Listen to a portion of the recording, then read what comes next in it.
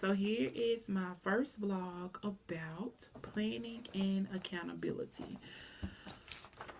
When we think of planning and accountability, especially for new teachers, it can be kind of hard, but you have to keep one question in mind. You have to consistently ask yourself, what is my end result, and where do I want my students to be by the end of the week, and how do I expect for my students to master whatever it is or whatever task that they have.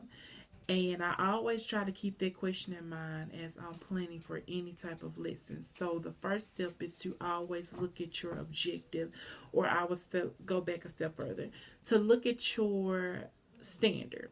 So for instance, I'm going to show you how I map out my instruction or our plan.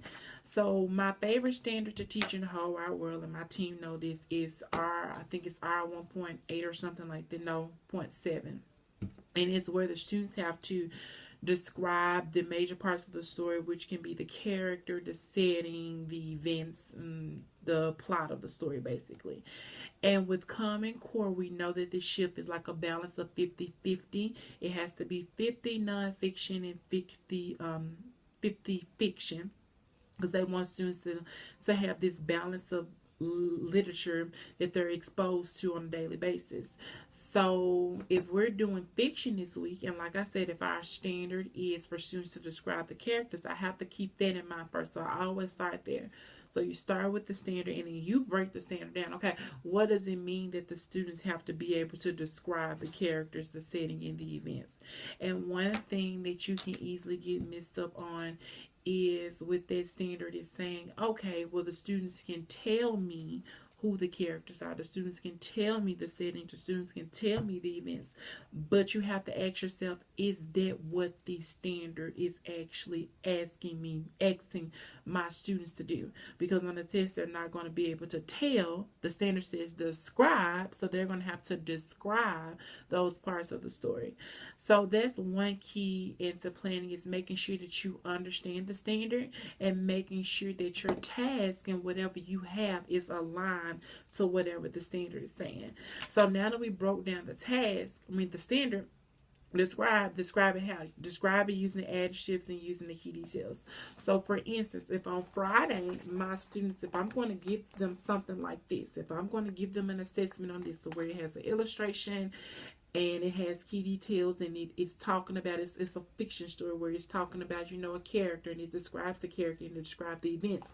I have to plan strategically throughout the week, how am I going to present that to them, so that by the time they get to here, that they can be able to master the task that I have in hand. So I have to strategically plan out, what am I going to do on Monday, Tuesday, Wednesday, Thursday, to ultimately lead to what I like to call their coming task, for them to actually show me what it is that I want them to master. So, for instance, when planning for that standard on Monday, which I don't know if this can work for all schools because principals are different, but I know in my classroom, especially at the beginning of the year, one day I may just focus on the characters and the setting, describing them. So I may explicitly model for them, okay, well, first I'm going to ask myself, what do they need to know before they even start, before they dive into the standard? Well, they need to know what a character is. They need to know what a setting is. They need to know what events are. They need to know the difference between a fiction book and a nonfiction book. And they need to know that a fiction book tells a story. So I'm asking all these questions at the beginning as I'm presenting my text in front of them. So I may ask them, who are characters in the story? And they may say it's people that are talking in the story. What's the setting? Where does the story take place? What does beginning, middle, end mean? That's the plot. What happens in the story? Most of the time, stories have, a story to tell. It has something to have, and a problem and solution. And it's fiction. It's not real. So I'm having them discuss this normally with a partner, and I'm walking around on Monday assessing, saying, okay, well, they know these prerequisites as to character, setting, and events. They know it, so now I can go a little bit further and present them with this and actually model for them, okay, this is how I would describe my character. This is how I would describe my setting and my events.